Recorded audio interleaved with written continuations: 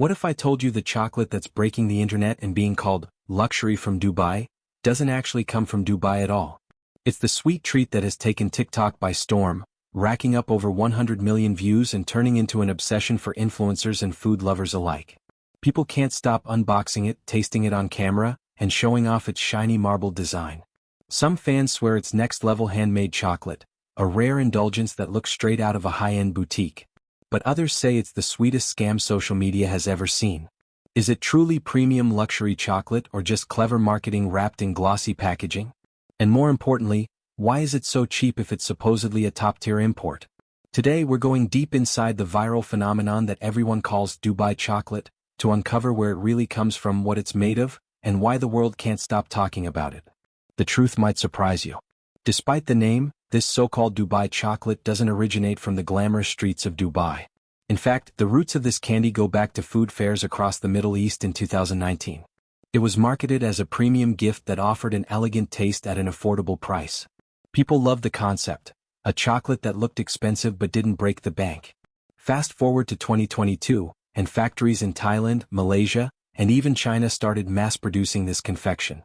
All they had to do was slap on a Dubai label, pack it in shimmering gold wrappers and ship it out worldwide. The name did the heavy lifting because the word Dubai instantly evokes luxury, wealth, and exclusivity. It didn't matter where it was made, what mattered was that it looked like it belonged in a palace. The real explosion came with TikTok in late 2023. Food influencers and mukbang creators started posting unboxing videos featuring trays of glossy marbled chocolate filled with creamy coconut and nutty layers. These videos hit the algorithm jackpot, racking up millions of views in days. Suddenly, Dubai chocolate wasn't just candy, it was a status symbol for your taste buds. The aesthetic alone made it viral, that swirl of white and brown chocolate, the promise of a hidden filling inside, and the idea that this was somehow different from ordinary chocolate bars. In the world of social media, different is everything. People don't just want to eat, they want to experience, they want to share, and they want their followers to know they're trying something unique. Dubai chocolate delivered that illusion perfectly. So what's actually inside these viral treats?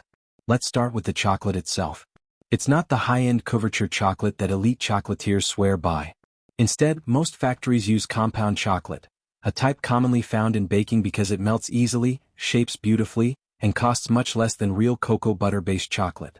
The candy typically comes in two variations, an ivory white chocolate that sometimes gets a hint of green from matcha or a pale yellow tint for visual flair, and a darker brown chocolate that gives the bar its marbled contrast.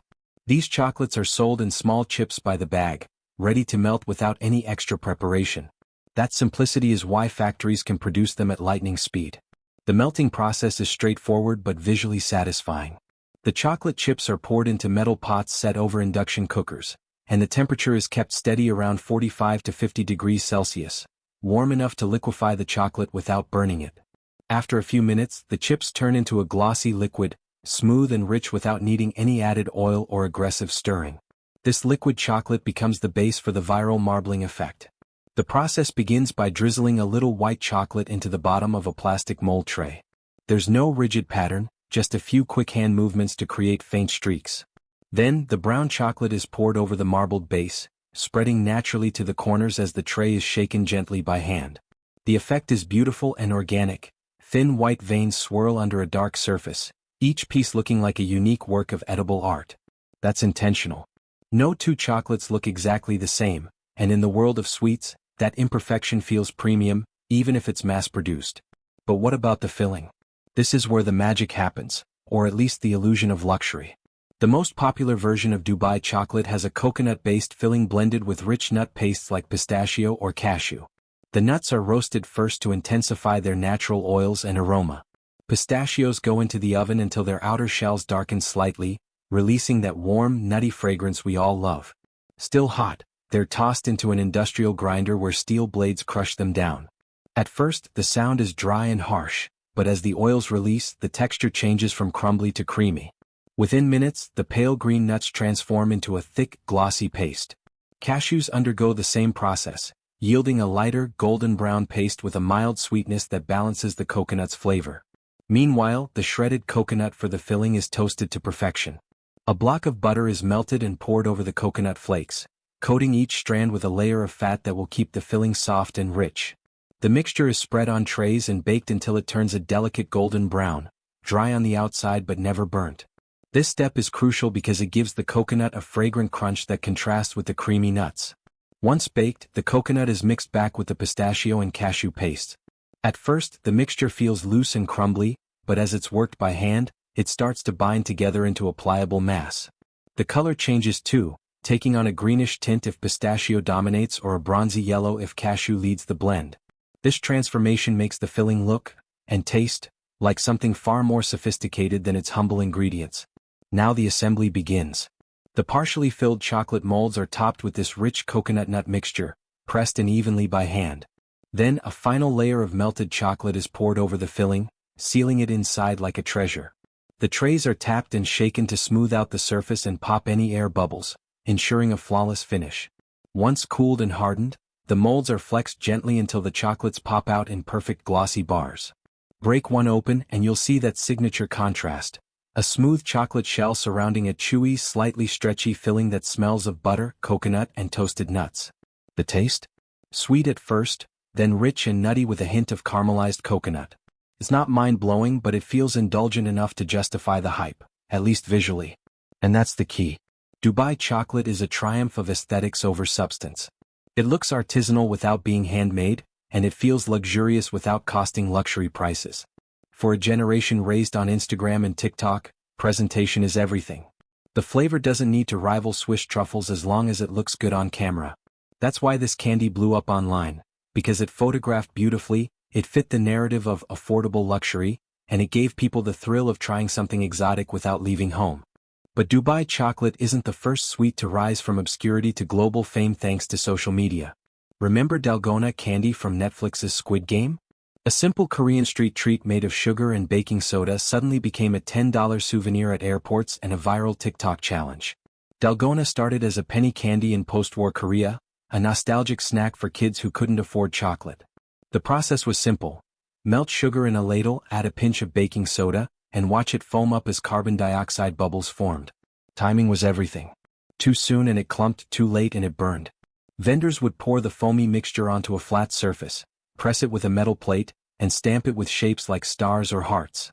Kids would try to nibble out the shape without breaking the candy, a game that Squid Game turned into a deadly challenge. That little sugar disc is now an international icon, proving that the right story can turn the simplest food into a cultural phenomenon. And that's what's happening with Dubai chocolate. It's not about where it comes from or even what it tastes like. It's about how it makes you feel when you unwrap it, when you film it, when you share it online. It's a fantasy of luxury for the price of a latte, a treat that turns an ordinary day into something Instagram-worthy.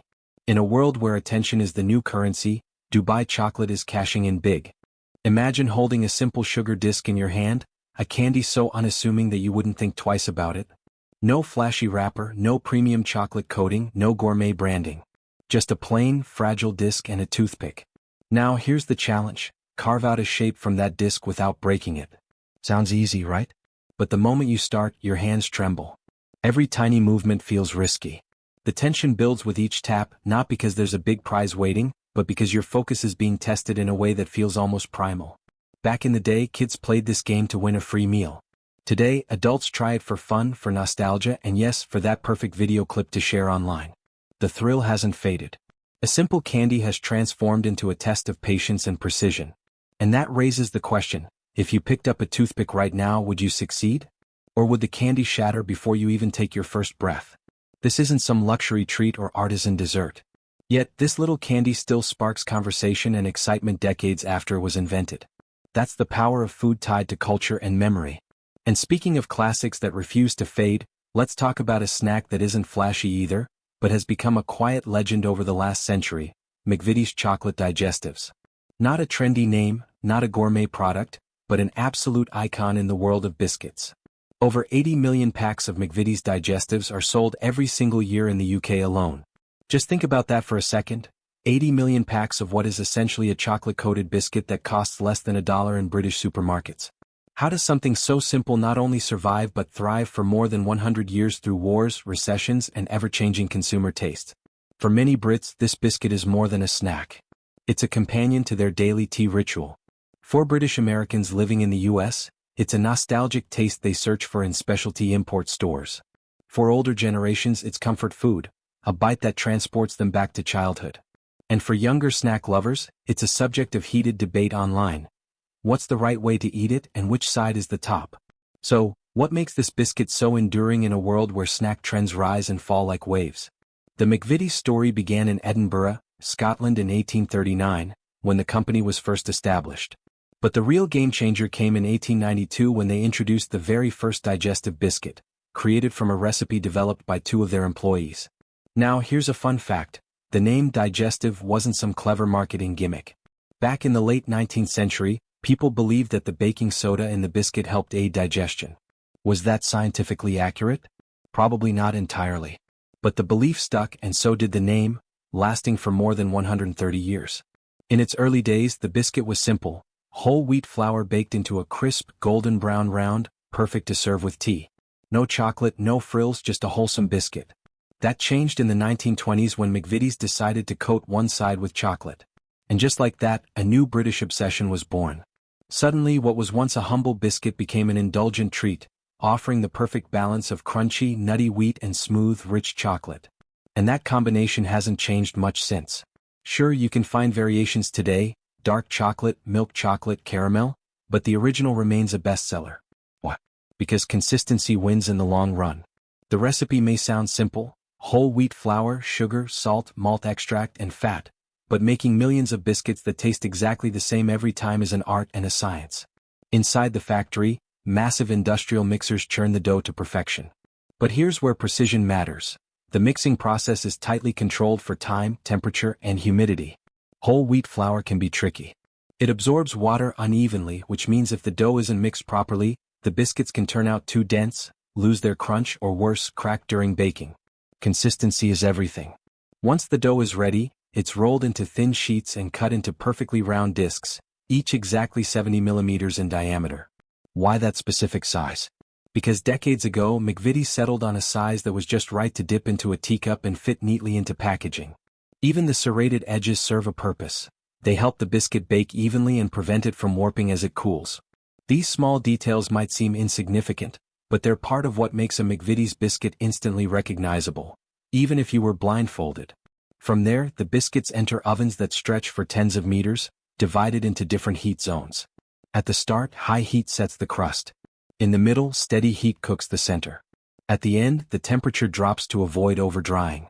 The whole baking process takes less than 10 minutes, but every second counts. A few degrees too hot, and the biscuit becomes too brittle. Too cool and it turns chewy. The aroma that fills the air as they emerge from the oven is another indicator of quality. Light, nutty, and distinctively McVitie's. Then comes the chocolate coating, and this part is fascinating. Contrary to popular belief, the chocolate isn't applied to the side with the perforations. It's poured on the smooth side, and that's not a random choice. It helps the chocolate set evenly and adhere better. The chocolate itself is tempered to a precise temperature, fluid enough to pour smoothly but not so runny that it drips unevenly. Thousands of biscuits glide under cascading streams of chocolate every hour, creating that glossy finish everyone loves. Some people bite into a digestive for the wheatiness of the biscuit, others for that thin layer of chocolate that cracks softly when you bite. Either way, it's a sensory experience people keep coming back to. After coating, the biscuits travel down cooling conveyors, then move to automated packing stations.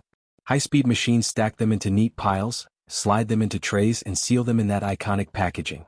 But despite all the automation, human hands are still involved. Workers check for any broken biscuits, uneven chocolate coverage, or imperfections that don't meet the brand's high standards. From mixing to packaging, the entire process takes less than half an hour. Fast, efficient, but always precise. And that precision is what keeps McVitie's at the top after more than a century. People don't eat McVitie's digestives expecting a surprise. They eat them because they know exactly what they're going to get, every single time. That consistency is comforting in a world that changes faster than ever. Think about your first bite of a McVitie's biscuit. Do you remember where you were? Who you were with? For millions of people, that memory is tied to a moment of comfort. A cup of tea, a rainy afternoon, a quiet conversation. Now let's switch gears. In the US, when it comes to candy, the landscape is dominated by bold, punchy flavors and eye-catching colors. Think Skittles, Starburst, Jolly Ranchers. Candies that hit you with sweetness in seconds. But then comes Hi-Chew, a Japanese candy that takes the complete opposite approach. It's softer, chewier, and the fruit flavors taste surprisingly close to the real thing. Yet, this seemingly modest candy has carved out a loyal following in America, selling over 700 million pieces every single year. That's not a fluke. It's a story worth telling. Hi-Chew's origins trace back to Japan in the mid-20th century. Back then, chewing gum was popular, but there was a problem. In Japanese culture, chewing gum and then spitting it out in public was considered rude. People wanted the chew but didn't want the social awkwardness. That's where Morinaga, the company behind Hi-Chew, saw an opportunity. They asked themselves, what if we could create a candy that feels like gum when you chew it, but dissolves completely so you can swallow it? That question gave birth to Hi-Chew in 1975, and it's been winning fans ever since. The secret to Hi-Chew's addictive texture lies in its ingredients and processing. Sugar, glucose syrup, gelatin, vegetable oil, and fruit flavor are blended in industrial mixers until they form a shiny, elastic mass that feels soft yet bouncy. Flavoring is the next big step. Instead of loading the candy with artificial tasting sweetness, Hi-Chew layers its flavors like a fine fragrance, starting with a mellow base note, followed by a clear fruity middle, and ending with a refreshing finish. That's why a mango Hi-Chew actually tastes like mango and not just sugar with a hint of fruit. Once the mixture is ready, it's stretched into large sheets, pressed flat, and cut into small rectangles. Each piece is individually wrapped, and flavors are sorted into different packs. What's interesting is how the brand customizes flavors for different regions. American packs often include fan favorites like strawberry, grape, and green apple, while Japan has limited edition flavors like lychee or yuzu. Europe gets its own mixes too. It's not about pandering to trends, it's about giving people flavors they'll want to experience again and again. So, why does Hi-Chew work in a market dominated by loud, punchy candies? Because it offers something different. A longer-lasting chew, a flavor that feels authentic, and an experience that slows you down instead of rushing you. In a world of instant gratification, Hi-Chew is a small reminder that sometimes, slowing down is sweeter. For products. For stories. Each one different in origin, process, and purpose. Yet they all share something in common: they didn't just stumble into success. They earned it by solving a problem, creating an experience, and staying consistent over time. Whether it's a biscuit that's been loved for generations, a candy that became a cultural phenomenon, or a simple sugar disc that tests your patience, these foods tell us something about ourselves. They're more than snacks. They're stories of resilience, adaptation, and the simple pleasures that endure no matter how much the world changes. And if you've read this far, you're probably like us, curious about what goes on behind the scenes of your favorite treats. If you want to keep exploring these fascinating stories and learn why some foods last while others fade, stick around. Because we've got plenty more to share, and trust us, you won't want to miss what's coming next.